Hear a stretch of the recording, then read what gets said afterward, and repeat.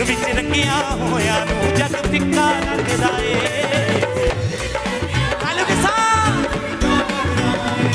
ਉਹਦਾ ਵਚਨ ਪਿਆਰਾ ਸ਼ਹਿਦ ਨਾਲੋਂ ਮਿੱਠਾ ਲੱਗਦਾ ਏ।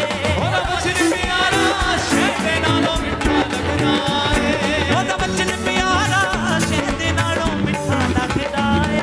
ਉਹਦਾ ਵਚਨ ਪਿਆਰਾ ਸ਼ਹਿਦ ਨਾਲੋਂ ਮਿੱਠਾ ਲੱਗਦਾ ਏ। ਰੰਗ ਵਿੱਚ ਰੰਗਿਆ ਹੋਇਆ ਨੂੰ ਜਗ ਫਿੱਕਾ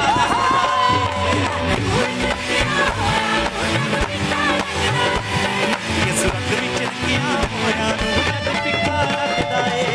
ਇਸ ਰੰਗ ਵਿੱਚ ਰੰਗਿਆ ਹੋਇਆ ਨੂੰ ਜਗ ਫਿੱਕਾ ਲੱਗਦਾ ਏ। ਉਹਦਾ ਵਚਨ ਪਿਆਰਾ ਸ਼ਹਿਦ ਨਾਲੋਂ ਮਿੱਠਾ ਲੱਗਦਾ ਏ। ਉਹਦਾ ਵਚਨ ਪਿਆਰਾ ਸ਼ਹਿਦ ਨਾਲੋਂ ਮਿੱਠਾ ਲੱਗਦਾ ਏ। ਉਹਦਾ ਵਚਨ ਪਿਆਰਾ ਸ਼ਹਿਦ ਨਾਲੋਂ ਮਿੱਠਾ ਲੱਗਦਾ ਏ। ਉਹਦਾ ਵਚਨ ਪਿਆਰਾ ਸ਼ਹਿਦ ਨਾਲੋਂ ਮਿੱਠਾ ਲੱਗਦਾ ਏ। ਇਸ ਰੰਗ ਵਿੱਚ ਰੰਗਿਆ ਹੋਇਆ ਨੂੰ ਜਗ ਫਿੱਕਾ ਲੱਗਦਾ ਏ।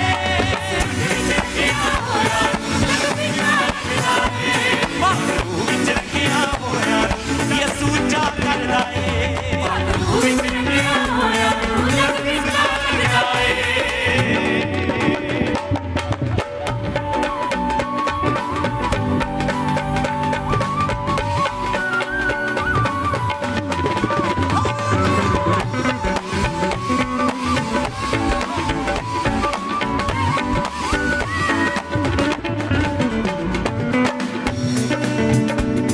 ਜਿਹਦੇ ਵੱਲ ਯਹੋਵਾ ਹੋਵੇ ਤਾਂ ਉਹਦਾ ਦੁਸ਼ਮਣ ਕਿਹੜਾ ਏ। ਜਿਹਦੇ ਵੱਲ ਯਹੋਵਾ ਹੋਵੇ ਤਾਂ ਉਹਦਾ ਦੁਸ਼ਮਣ ਕਿਹੜਾ ਏ। ਹੋਵੇ ਦਾਊਦ ਦੇ ਵਾਂਗੂ ਬਾਲਕ ਪਰਿਮਾਨ ਵਧੇਰਾ ਏ। ਹੋਵੇ ਦਾਊਦ ਦੇ ਵਾਂਗੂ ਬਾਲਕ ਪਰਿਮਾਨ ਵਧੇਰਾ ਏ। ਜਿਹਦੇ ਵੱਲ ਯਹੋਵਾ ਹੋਵੇ ਤਾਂ ਉਹਦਾ ਦੁਸ਼ਮਣ ਕਿਹੜਾ ਏ। ਜਿਹਦੇ ਵੱਲ ਯਹੋਵਾ ਹੋਵੇ ਤਾਂ ਉਹਦਾ ਦੁਸ਼ਮਣ ਕਿਹੜਾ ਏ। ਹੋਵੇ ਦਾਊਦ ਦੇ ਵਾਂਗੂ ਬਾਲਕ ਪਰਿਮਾਨ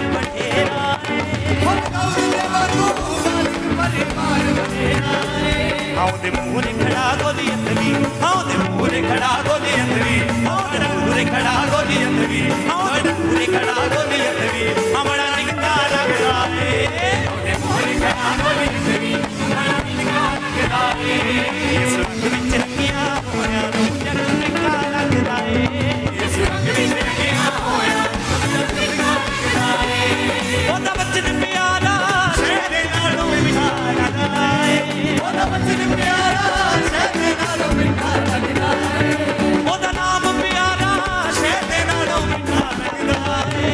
ਉਹਦਾ ਨਾਮ ਪਿਆਰਾ ਸ਼ਹਿਦ ਨਾਲੋਂ ਮਿੱਠਾ ਲੱਗਦਾ ਏ।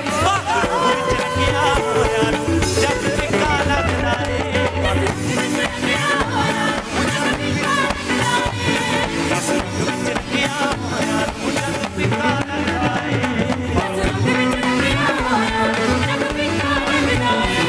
ਜਿਹੜਾ ਪਰਮ ਪਿਤਾ ਦੀ ਛਤਰ ਛਾਇਆ ਵਿੱਚ ਹਰ ਪਲ ਰਹਿੰਦਾ ਏ। ਜਿਹੜਾ ਪਰਮ ਪਿਤਾ ਦੀ ਛਤਰ ਛਾਇਆ ਵਿੱਚ ਹਰ ਪਲ ਰਹਿੰਦਾ ਏ। ਜਿਹੜਾ ਉਸ ਦੇ ਪਾਕ ਪਰਾਂ ਦੀ ਠੰਡੀ ਛਾਂ ਵਿੱਚ ਰਹਿੰਦਾ ਏ।